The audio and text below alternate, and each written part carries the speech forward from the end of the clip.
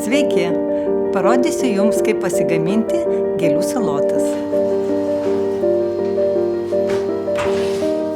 Panaudosim šiom salotom rūkolą, beibi špinatus, burokėlius, frezę ir viską, kas šiandien išaugo mūsų darže. Svarbiausia, nebijokite improvizuoti. Pridėkite visokių vaisių ir daržovių.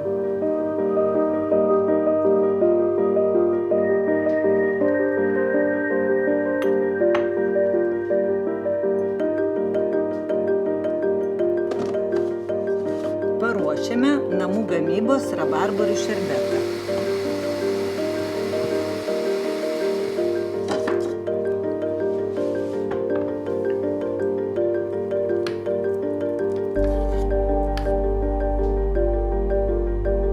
Salotas papildome šviežiomis valgomomis gėlytėmis.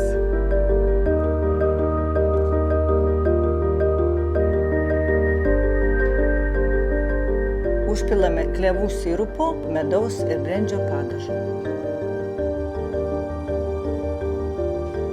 Gražu ir sveika, skanaus!